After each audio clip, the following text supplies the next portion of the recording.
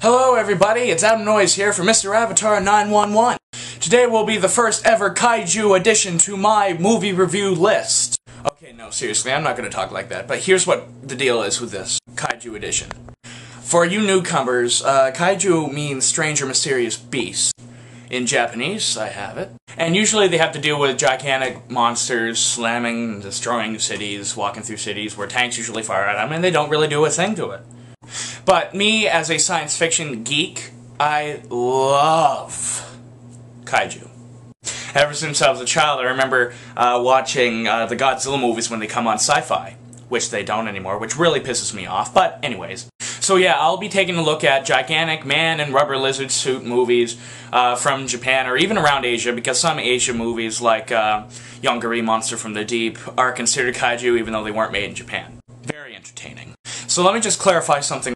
These are all just opinions on these reviews. I know that Kaiju films don't really get good reviews, but I love them. And also on Kaiju Edition, I'm not going to be reviewing any of the Godzilla films for a reason. Oh, wait, would you let me finish, please? Here's the reason why. I'm making a separate edition for Mr. Avatar 911 just dedicated to Godzilla films. Yes, I know, love me. So, ladies and gentlemen, this will be the first Kaiju film that we are reviewing. We're going to be reviewing War of the Gargantuas, not Rodan, or Radon as I will call it, but we're going to be reviewing this movie right here. Definitely one of the best Kaiju films I have ever seen.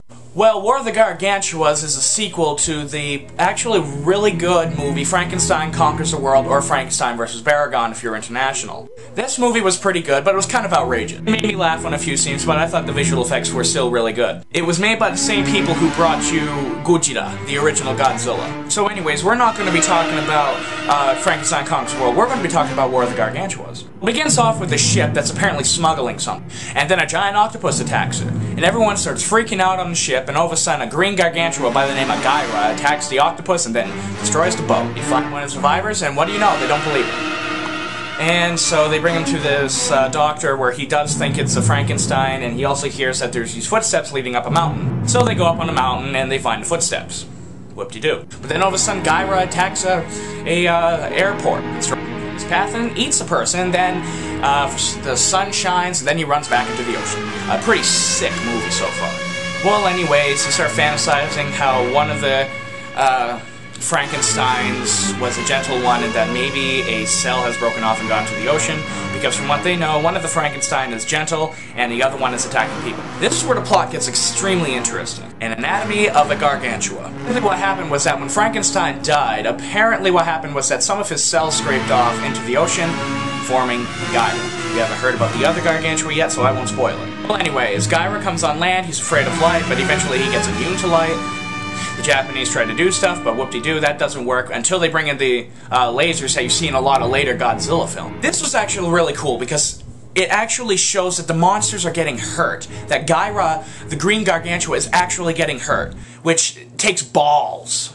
I mean, this isn't a typical Kaiju film. I mean, this one has a very interesting thing, like actually the creatures actually get hurt by the tanks and the lasers. Well, anyways, the brown gargantua named Sonda, from now on, helps the green gargantua, brings him back into the mountain. What happens is that Sonda goes out looking for something, I still don't know what. Then he discovers that Gaira has eaten a few people. So Gaira flips out, and so does Sonda, and they start beating each other up. And this is where the movie gets epic. I mean, wait, let's backtrack a little bit. This was very interesting, especially this scene, because the monsters, on a lot of Kaiju films, what they did was that they put simply a mask over the person and they couldn't really see anything. These ones were great because you put a mask and those eyes that you see on the Gargantuas are actually the suit actor's eyes, which that makes them able to do a lot more than just simply move around in a rubber lizard suit. This scene was a perfect example of that because when Sonda sees that Gaira ate the people, you can almost instantly tell what he was feeling. Well, anyways, this is why they called it War of the Gargantuas, because literally the rest of the film is them fighting. Well, anyways, they end up fighting in Tokyo, and so on and so forth. And then, yeah, they eventually go into the ocean, and the way out they die is an underwater volcano swallows them up. War of the Gargantuas is awesome. I thought the directing by Ishiro Honda was absolutely fantastic. The model cities were, I think, the best I've ever seen in an old kaiju film from the 60s. And Maestro Ifukube's music is absolutely phenomenal. I think that he put a lot of his effort into scoring this film, and it shows. There were a few things, though, that I didn't like about the film. One was that a lot of the scenes with the monster fighting are really dark, and sometimes, at some point, it's really hard to tell which one's who.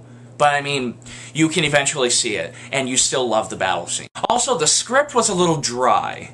I didn't really think that the script was very good. I thought they could have added a little more to it, but that's just me being picky, and I still loved it. And the biggest drawback of this film is Russ Timblin, playing Nick Adams' character from Frankenstein Conquers the World.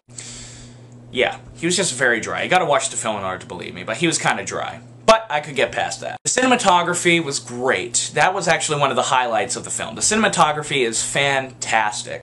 So easily one of the best kaiju films I have ever seen. Easily, I give it 4 out of 4 stars and a 98% out of 100. Give it a watch.